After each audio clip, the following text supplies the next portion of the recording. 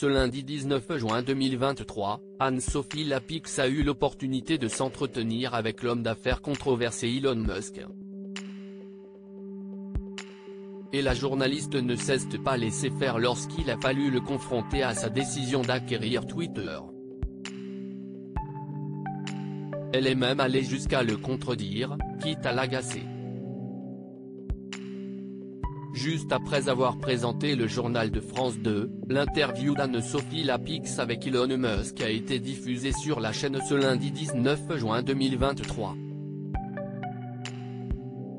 D'une durée de presque 30 minutes, celle-ci a été réalisée lors du passage du milliardaire à Paris. Ce dernier fait notamment beaucoup parler de lui depuis qu'il est devenu le patron de Twitter en octobre dernier. Un grand changement pour la plateforme sociale qui semble rencontrer depuis des problèmes de réglementation. En effet, Anne-Sophie Lapix lui a rappelé, sans tourner autour du pot, que les posts incitant à la haine étaient de plus en plus présents sur le réseau.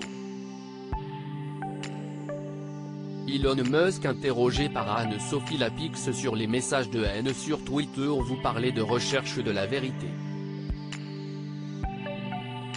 Ce n'est pas vraiment votre priorité sur Twitter.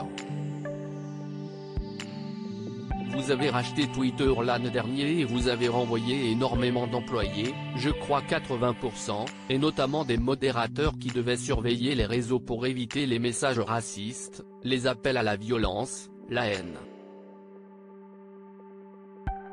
Est-ce que vous ne regrettez pas ce choix aujourd'hui qui était quand même radical ? Quand on sait à quel point la haine peut proliférer sur un réseau social, lui a-t-elle demandé. Très sûr de lui, Elon Musk s'est alors appuyé sur des chiffres, approximatifs, qu'on lui a partagés pour se défendre. En fait, nous n'avons pas réduit l'activité de modération à proprement parler, la modération est réalisée par à peu près 4000 modérateurs qui travaillent là-dessus et le travail est resté à peu près le même. Alors, tout ce qui est discours de haine a diminué de 20 à 40% depuis l'acquisition. Donc si est moins, pas plus.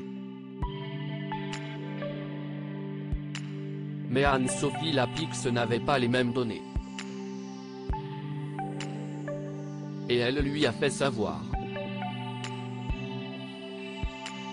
Ce n'est pas ce que disent les différentes enquêtes qui ont été menées. Si est plutôt le contraire en fait. Si est une explosion de ces discours-là qui a été relevée, a-t-elle rebondi, face à un Elon Musk circonspect.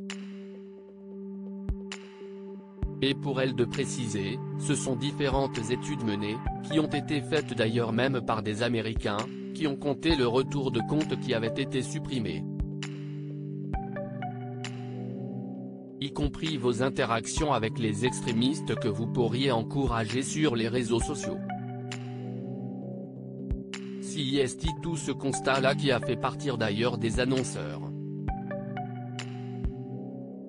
Mais le milliardaire est resté sur ses positions, assurant que le nombre de messages de haine avait bien diminué sur Twitter depuis qu'il en était le directeur général. Je crois de 30%, a-t-il estimé. Alors, il faudrait regarder les données. Sans les données, on ne peut rien prouver. Une proposition qu'Anne-Sophie Lapix était prête à prendre au mot. On peut faire étude contre étude. Lui a-t-elle proposé avant de finalement enchaîner.